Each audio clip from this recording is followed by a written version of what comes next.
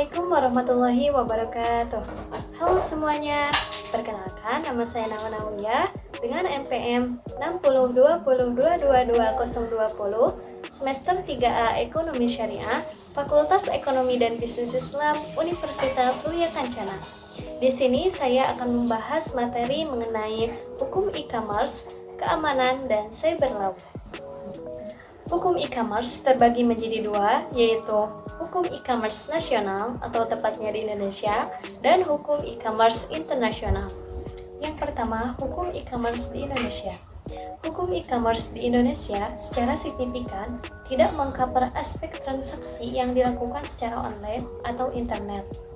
Akan tetapi, ada beberapa hukum yang bisa menjadi pegangan untuk melakukan transaksi secara online.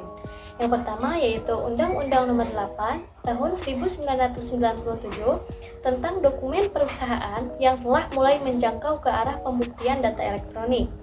Yang kedua yaitu Pasal 1233 KUHP Perdata dengan isi perikatan lahir secara suatu persetujuan atau karena undang-undang.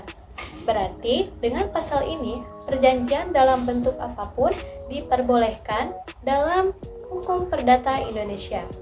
Yang ketiga yaitu ada hukum perjanjian Indonesia yang menganut asas kebebasan berkontrak berdasarkan pasal 1338 KUHP Perdata.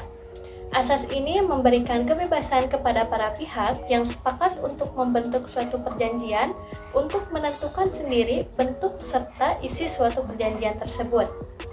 Dengan demikian, para pihak yang membuat perjanjian dapat mengatur sendiri hubungan hukum di antara mereka. Yang kedua yaitu hukum e-commerce internasional. Di dalam hukum ini terdapat beberapa peraturan-peraturan yang dapat dijadikan pedoman dalam pembuatan peraturan e-commerce. Di antaranya yaitu The Central Model Law on Electronic Commerce. Peraturan ini dibuat oleh Perserikatan Bangsa-Bangsa atau United Nations.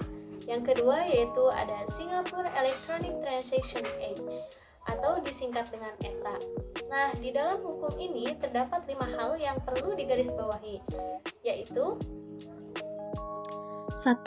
Setiap negara-negara anggota akan memastikan bahwa sistem hukum negara yang bersangkutan memperbolehkan kontrak dibuat dengan menggunakan sarana elektronik. 2. Para negara anggota dapat pula membuat pengecualian dengan beberapa ketentuan, di antaranya yaitu yang pertama, kontrak untuk membuat atau mengalihkan hak atas real estate. Yang kedua yaitu kontrak yang diatur di dalam hukum keluarga. Yang ketiga, kontrak penjaminan. Dan yang terakhir yaitu kontrak yang melibatkan kewenangan pengadilan. Yang ketiga yaitu Direct on Electric Commerce. Peraturan ini menjadi undang-undang pada tanggal 8 Juni tahun 2000. Dalam peraturan ini pula terdapat beberapa hal yang perlu digarisbawahi.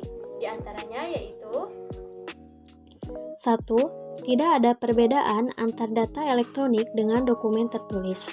2. Suatu data elektronik dapat menggantikan suatu dokumen tertulis. 3. Penjual atau pembeli atau pihak bisnis dapat melakukan kontrak secara elektronik. 4. Suatu data elektronik dapat menjadi alat bukti di pengadilan. 5. Jika data elektronik telah diterima oleh pihak yang berkesepakatan, maka mereka harus bertindak sebagaimana kesepakatan yang terdapat pada data tersebut. Kemudian saya akan membahas mengenai materi cyber law. Apa sih cyber law itu?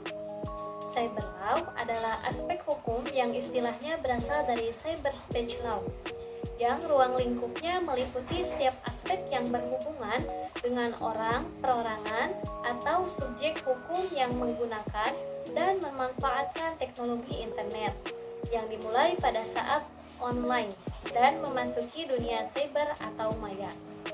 Selanjutnya saya akan menjelaskan mengenai apa saja sih jenis kejahatan dalam cyber law. Yang pertama yaitu ada joy computing. Joy computing adalah pemakaian komputer orang lain tanpa izin. Hal ini termasuk kepada pencurian waktu operasi komputer. Yang kedua yaitu ada hacking. Kata hacking ini tidak asing di telinga kita ya, karena kata ini sering disebut atau sering terjadi di kehidupan kita. Hacking adalah mengakses secara tidak sah atau tanpa izin dengan alat suatu terminal. perbuatan tersebut dapat merugikan orang lain.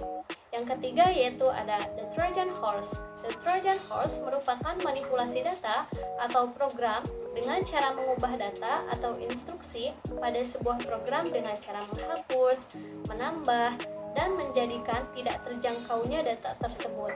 Hal ini dilakukan untuk kepentingan pribadi atau orang lain. Yang keempat yaitu ada data leakage. Data leakage adalah menyangkut bocornya data keluar, terutama mengenai data yang harus dirahasiakan. Yang kelima yaitu ada data diddling, yaitu suatu perbuatan mengubah data valid atau sah dengan cara tidak sah, dengan mengubah input atau output data tersebut. Yang keenam yaitu ada two-stage data communication and diddling, yaitu penyia-nyiaan data komputer. Dan yang terakhir yaitu ada software privacy, yaitu pembajakan perangkat lunak terhadap hak cipta yang dilindungi oleh haki. Materi selanjutnya yaitu tentang aspek hukum terhadap kejahatan cyber law. Dengan adanya kejahatan cyber law, maka berlakulah aspek hukum terhadap kejahatan cyber law tersebut.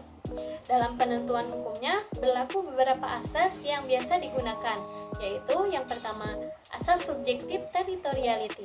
Asas ini menekankan bahwa keberlakuan hukum ditentukan berdasarkan tempat perbuatan dilakukannya kejahatan tersebut, dan penyelesaian tindak pidananya dilakukan di negara lain. Yang kedua yaitu asas objektif territoriality. Asas ini menyatakan bahwa hukum yang berlaku adalah hukum di mana akibat utama perbuatan itu terjadi dan memberikan dampak yang sangat merugikan bagi negara yang bersangkutan. Yang ketiga yaitu ada asas nationality. Asas ini menentukan bahwa negara mempunyai jurisdiksi untuk menentukan hukum berdasarkan kewarganegaraan pelakunya. Yang keempat yaitu ada asas protective principle. Asas ini menekankan jurisdiksi berdasarkan kewarganegaraan korban. Yang kelima yaitu ada asas universality. Asas ini menentukan bahwa setiap negara berhak menangkap dan menghukum para pelaku pembajakan. Yang keenam yaitu ada asas protective principle. Asas ini menyatakan bahwa berlakunya hukum didasarkan atas keinginan negara untuk melindungi kepentingan negara dari kejahatan yang dilakukan di luar wilayahnya, yang umumnya digunakan apabila korban adalah negara atau pemerintah. Mungkin cukup sekian penyampaian materi dari saya. Mohon maaf apabila ada kesalahan atau kekurangan. Wabillahi taufiq wal hidayah. Wassalamualaikum warahmatullahi wabarakatuh.